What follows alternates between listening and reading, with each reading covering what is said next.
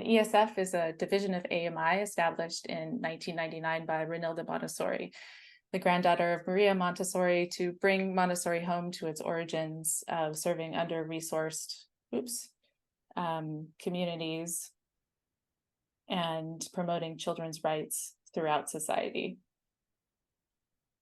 EsF seeks to empower Montessori initiatives and enhance their impact and visibility, to provide opportunities for sharing through and connection and learning through online events such as this one, and also a community platform called Mighty Networks, which I'll mention a little bit later.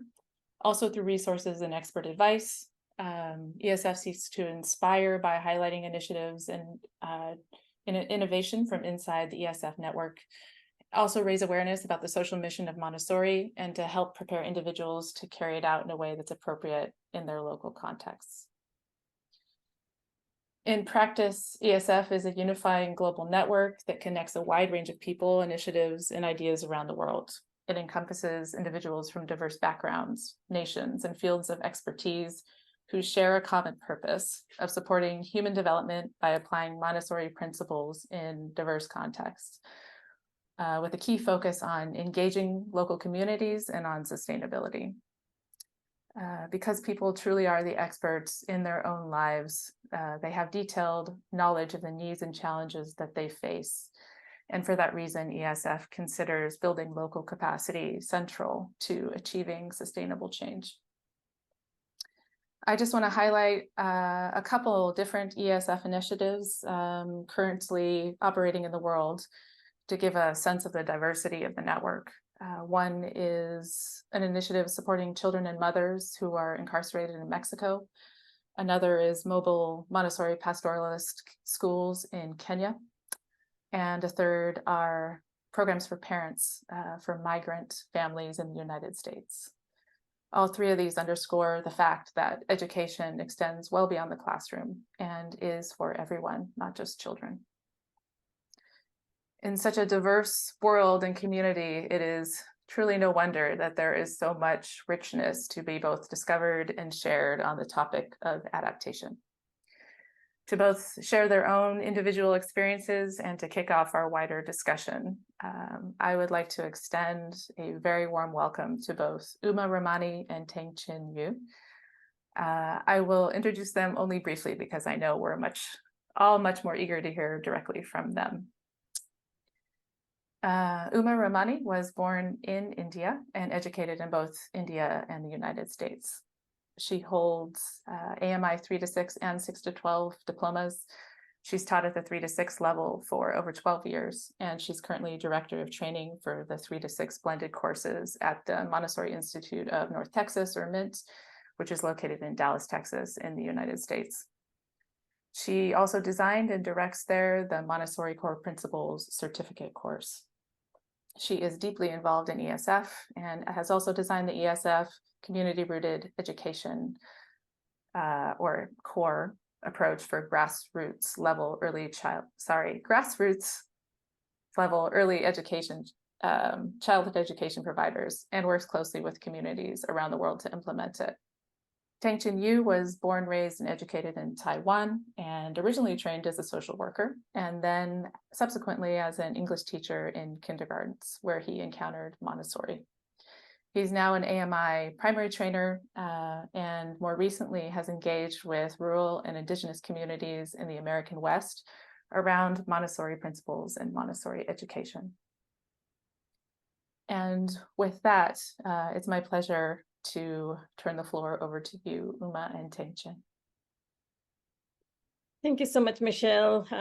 And I'm delighted to join you today from Bangalore, India. And I'm so happy to be having this conversation with Teng-Chien. I have to tell you that we met earlier today and we just started talking. So I'm just really looking forward to having that conversation on this open forum, and hopefully it triggers more reflection for everybody, and and triggers of a rich discussion among us, all of you. I just Teng-Chien, do you want to say hello before we jump into our conversation? Sure, thank you so much. Hi, everyone. Teng-Chien Yu here, and I'm in Denver, Colorado at the moment. Very happy to join Uma for this conversation.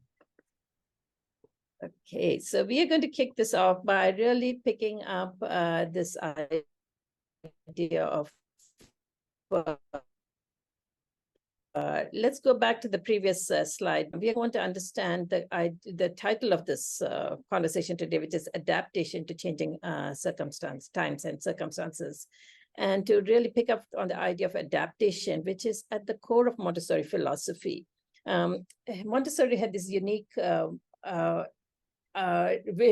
perspective on adaptation, unique for her times and still continues to be unique. The idea of adaptation as a mutual exchange. It's not really somebody adapting to something else, but both sides adapting to one another. In the process of adaptation, both sides change. And that's something for us to keep that in mind, that adaptation is not a one-way process. It's a mutual exchange. And that's something that keeps intriguing me as I work on Montessori, through these years. Every time I talk about this, it's something that has intrigued me throughout.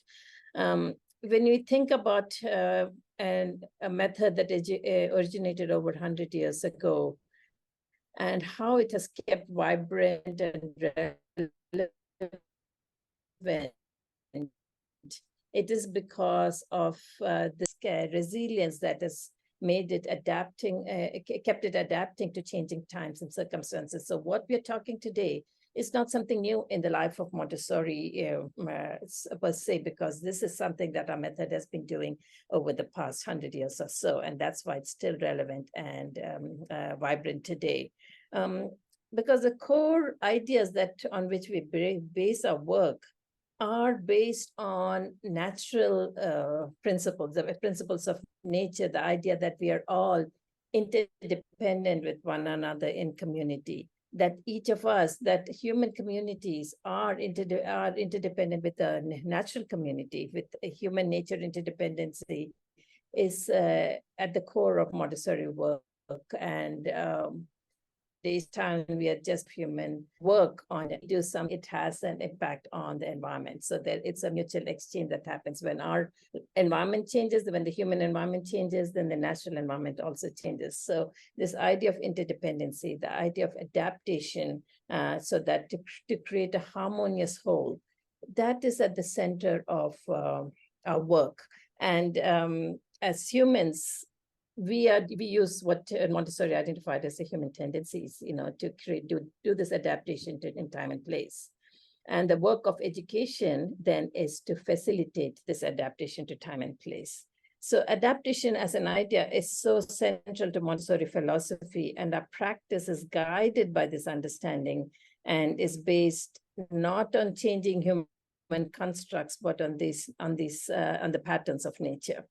And so this is what has made our method so resilient, and that has made it possible for the method to adapt to changing times and circumstances.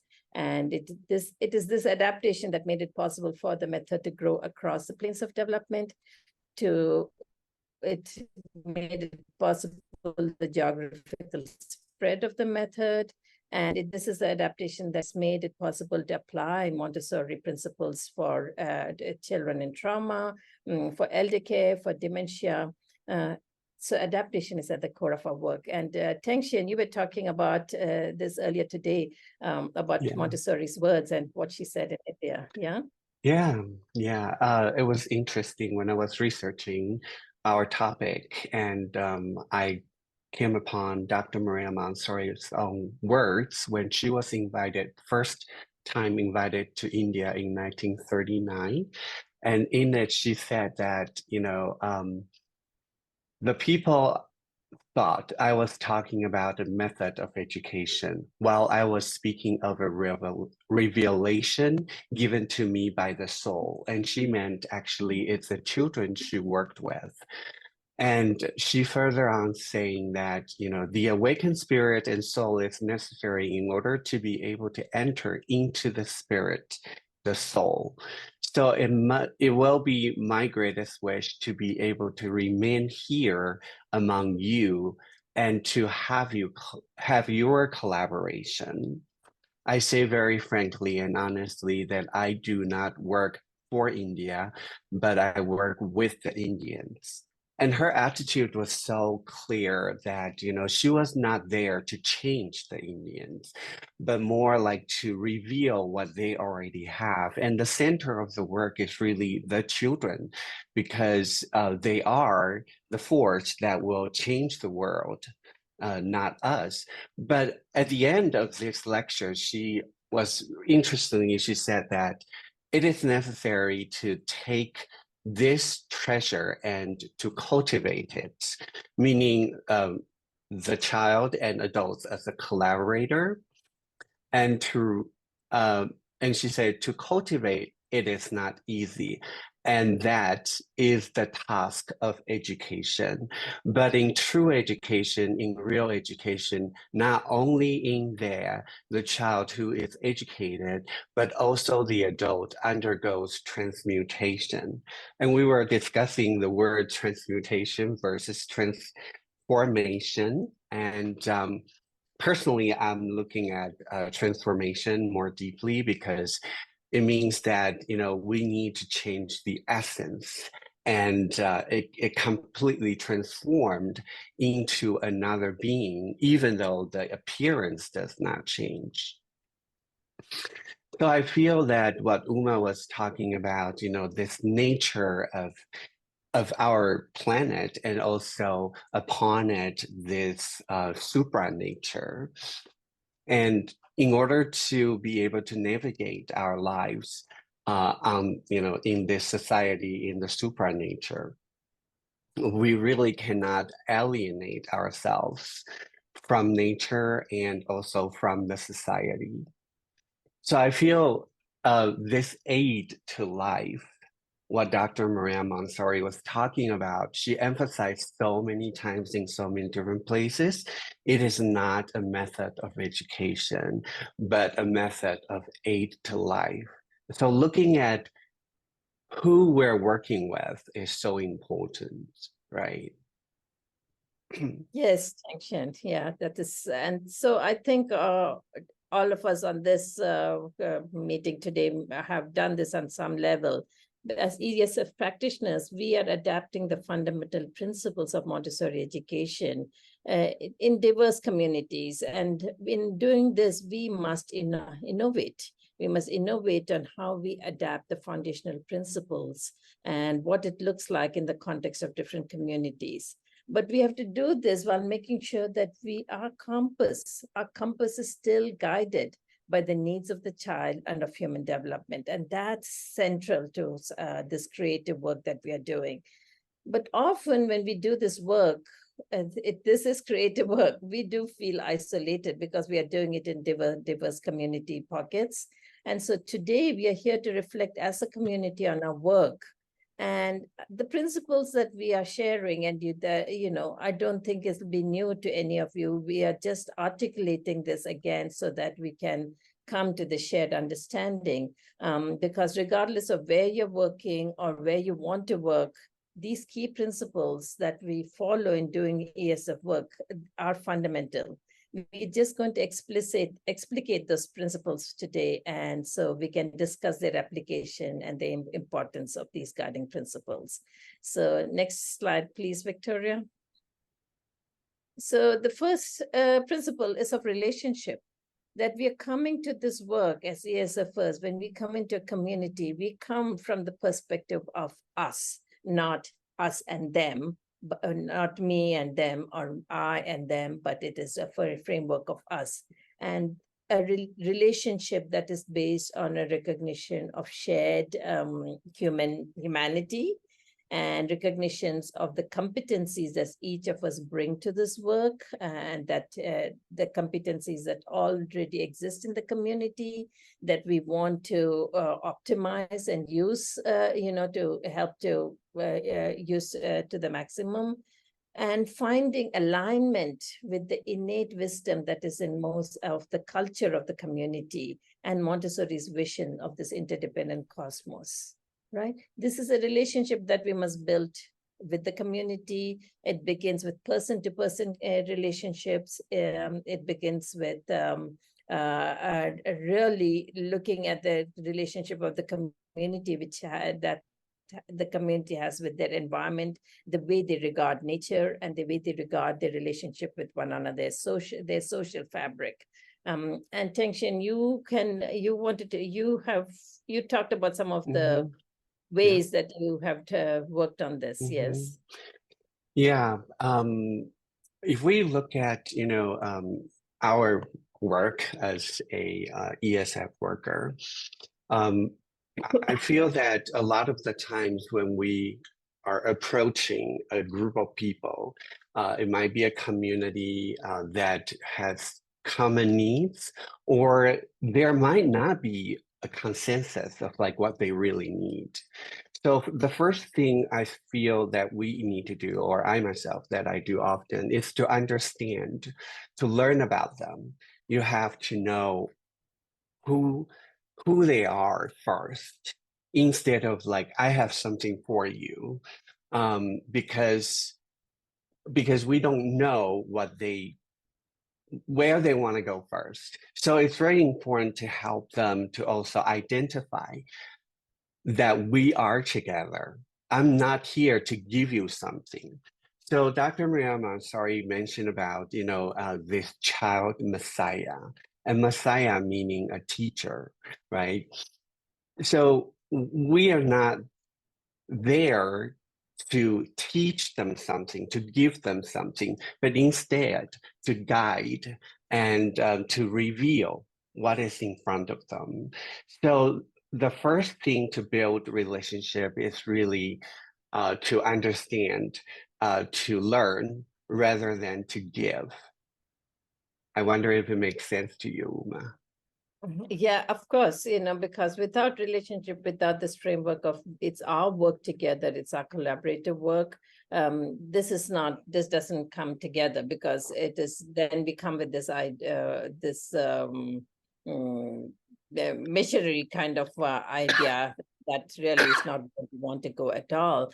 And in so many ways, you talked about we are guiding them, but really what I found in my work, Teng-Chien, is they are guiding us too. There's so much richness in the community once you listen and observe that it is not about us guiding them. It's really about that mutual exchange of understanding and ideas and growing together. I will tell you, when we started this core work, the community education work, and we were working with the Anganwadi workers, we had this idea, so they're ready to receive, to receive this wonderful approach and Montessori approach.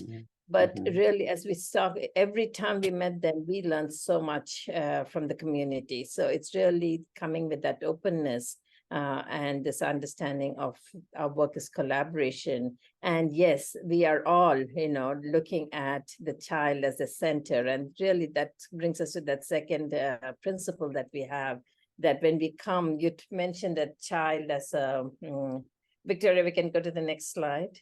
Yeah, when we think about the child as a messiah, the teacher, that it is the child around whom we all come together, and that becomes a really a good point around which for us to coalesce and come together. The child really brings us all together. Have you found that? You talked about Montessori talking about our work being the follower of the child, right? How she spoke about her work, yeah? Yeah, and it's quite naturally that children are the center of the community. If we think about, earlier you were talking about adaptation, and what the children, they are adapting to is actually the culture of their community, not my culture, but theirs, and where they are at the time and the place. And at the same time, children are the cultural creators, because once they adapt to it, they will take it on and further develop their community. So I feel that when I approach a new community, the work is not really to teach them, but really because we have this consensus is the child. We want to work with the child and not to change the child, but to have them embrace their culture, their community, and further, they will take it on and develop more. And another part of the work is really building relationship with the adults, because if we look at the transformation, it's not just the child, but the adults. They have to be collaborators with the children. And that is the treasure that Dr. Maria Montessori talk about so often. And therefore, the first step is really working with the adults, initiate that process of transformation. And I think first thing to do is self-observation. Give them that opportunity also to let's self-observe together and reveal what we can offer together to the children. And yeah, and that is the core of our work, is to change the adult perspective, the adult relationship with the child. It is the challenge of our work too, because how do we do this, in a respectful, collaborative way? It is the deepest challenge of our work, because understanding the child and the power of the child and embracing that is, like you said, observation is a key tool with for that. But recognizing the power of the child and recognizing the child as our collaborator becomes the core of our work. And that really brings us to that third principle, which is committing together to a vision of education as an aid to life, which is where we are looking at education as a natural process that supports the realization of the human potential, and then coming to a commitment to this vision of this way of looking at education. Because that, when as adults who want the best for their children, you're really looking at, what is already there. I'm so deeply embedded in the traditional ways of education that to really come to this flipped perspective of education as an aid to life is really the hardest part of our work. Otherwise, our work quickly becomes focused on the materials, Montessori materials, which we all know are great learning tools or teaching tools, whichever way we apply it, and it becomes devoid of it becomes diverse from the spirit of it. And you talked about this this morning, Jack, when you talked about, our work is how do we preserve this spirit, the essence, the center of our work is this changed relationship between the adult and the child, and not the method is not about the materials and the use of the materials. The method is about this changed relationship between the adult and the child. Yeah, and I think it's very important to offer a perspective, right? Because we're all very stuck on what we had before. And but it doesn't mean that they want something different. The adults, they also want the children to develop, they want them to succeed. But it is the definition of success. What is it? And a lot of the times in the modern world, we're so affected and influenced by the industrialized educational system, which happened during Dr. Maria Montessori's time as well. Like she was literally the opposite of that industrialization, industrialized educational system.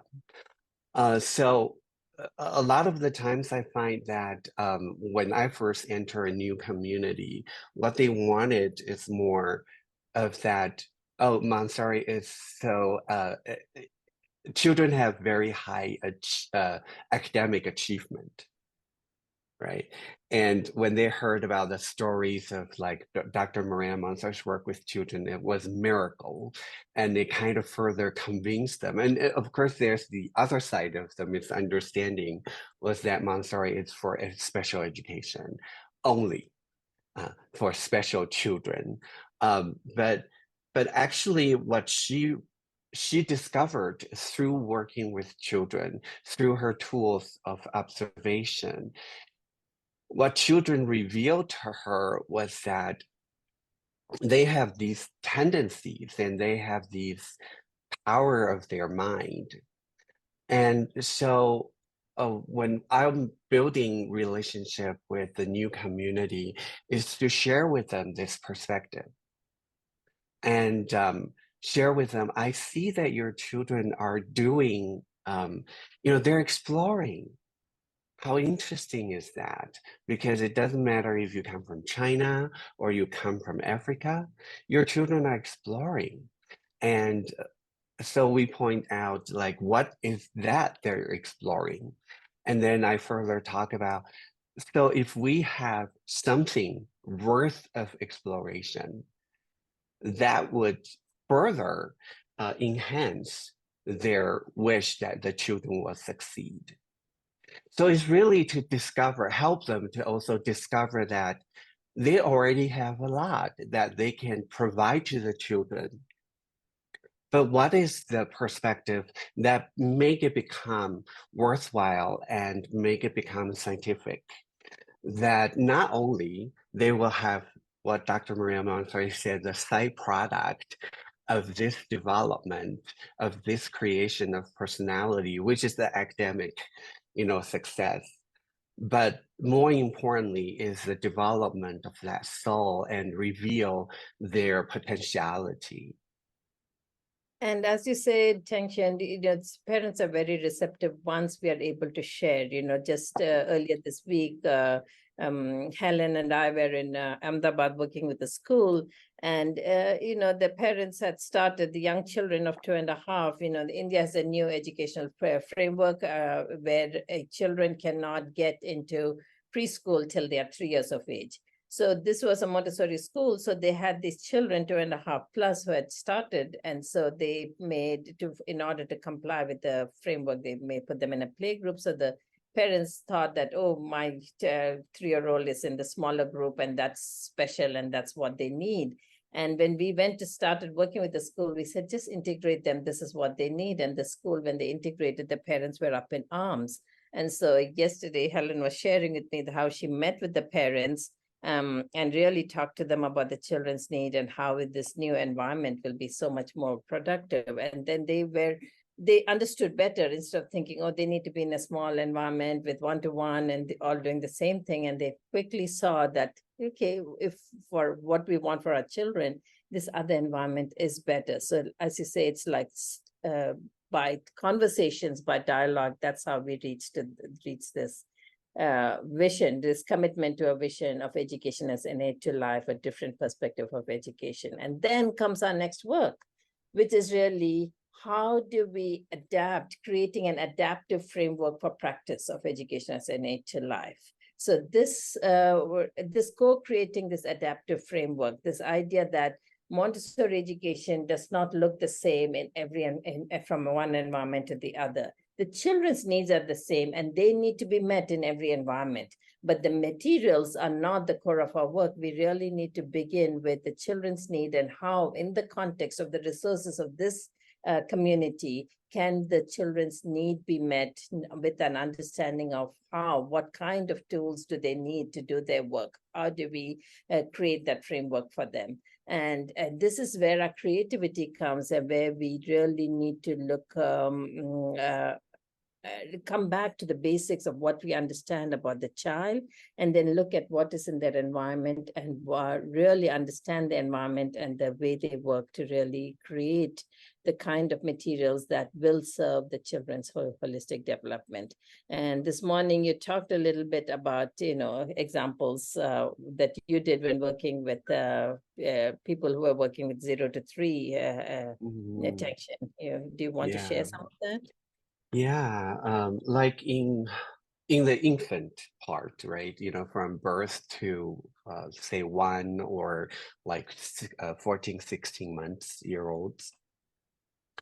A lot of the things is like you cannot just take, you cannot take a math material and then start teaching it to the child, right? Because they're in the process of developing their psychic organs, which are, most importantly, the movement and the language. And so a lot of the things we offer to the children, they're actually from everyday life. Like there is a basket of known objects for children to explore when they're very young, and when they're able to grasp something, we offer them like wooden spoons. And because they're in that sensitive period of grasping, and also they like to explore the texture and what it is, and they would put it into their mouth.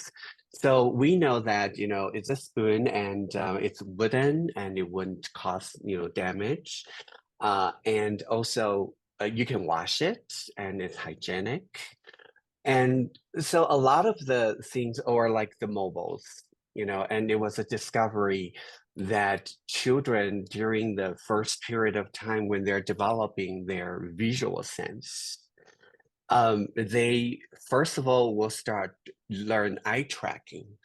And so it's quite natural for children, if you have something above their head and the mobile, when it's moving slowly, even though Munari himself called it the useless machine. However, for children, because it moves so slowly and it's so natural, and it helps the children to, through that work, they develop their visual sense.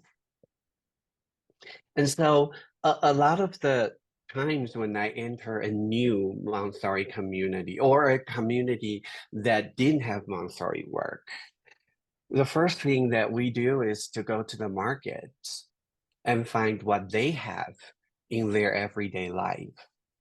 And so when we first started training in China with the Birth to 3 course with Judy Orion, and we couldn't find a perfect watering can, and we didn't want to import it from other countries, right? I mean, it's kind of useless because they're made in China anyways. So we actually went to the market and found the traditional Chinese oil can. And it has a spout that is at a good length, and also it's lightweight, and it's good for the children to use. And so we adapted and use it for the children's work. So it's really not about Montessori material, but about, especially for primary, Dr. Maria Montessori say only the essence of the culture will be included in the prepared environment. So when we go to a new place, it's really about what is the culture, and bringing through this point of view of essence. Yeah, and the prepared environment then looks very different in each place. My prepared environment in the city of Bangalore is very different from what is it in a rural area in India, or my environment back home at Mint in Texas. They're very, very different. So really creating this adaptive framework is very, very important. And this is essential for sustainability. So if you look at our next principle, it is about sustainability. Teng-Chien talked about not importing materials because that's not sustainable. So how do you create a sustainable model of a prepared environment? How do you create a sustainable model of materials? But most importantly, how do you create sustainability in human resources? Because if we are working with a group of adults to create this transformation or transmutation that Teng-Chien spoke about, and this change perspective, how do you sustain that in the community when you step away? When I step away as a ESF, what are the mechanisms that I need to put in place to sustain that over time and place, so that this approach becomes an integral to the community way of life? What is necessary and how long do we need to stay? How can we do our work of being that catalyst for this work and then step away. Just as we do in the classroom, we put the child in touch with the material and then step away and observe, giving necessary and sufficient help till the child is ready to go off on their own. So how do we bring that same approach by helping to the community to optimize local resources, for funding, for the physical resources and cultural resources, to create this vibrant approach to education that then serves the needs of the children.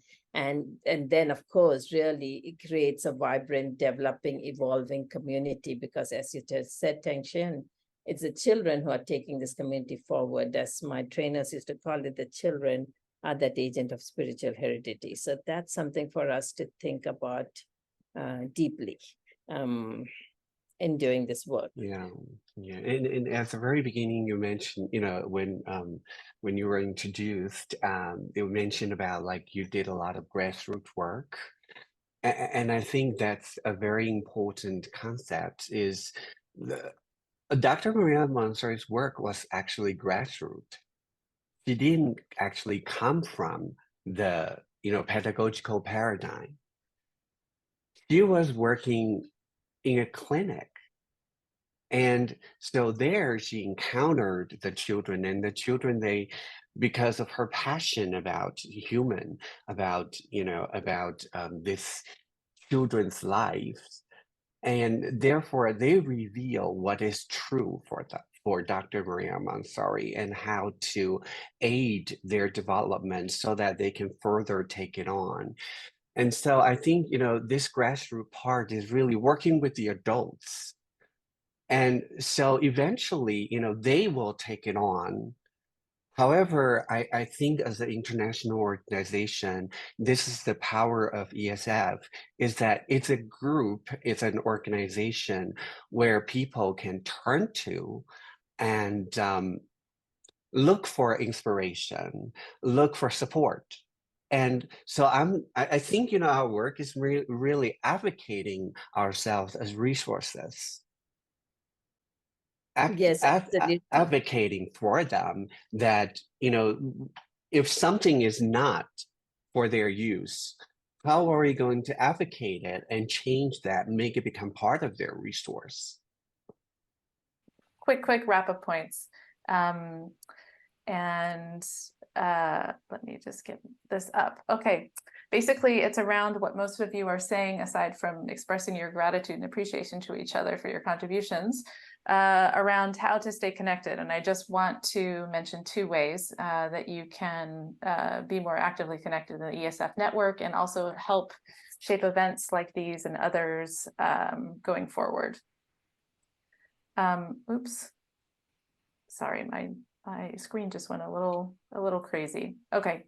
One is something that we've referred to a couple times already. Faye put in the chat. It's called Mighty Networks. It's an interactive platform that EsF recently launched, where you will have the opportunity to exchange experiences, ask for advice, feel inspired. You can find other people in your local area and also in your region to connect with. And we're building a section right now that'll be devoted to resources where you can share tools and best practices, literature, articles, etc., and also benefit from those that others have posted.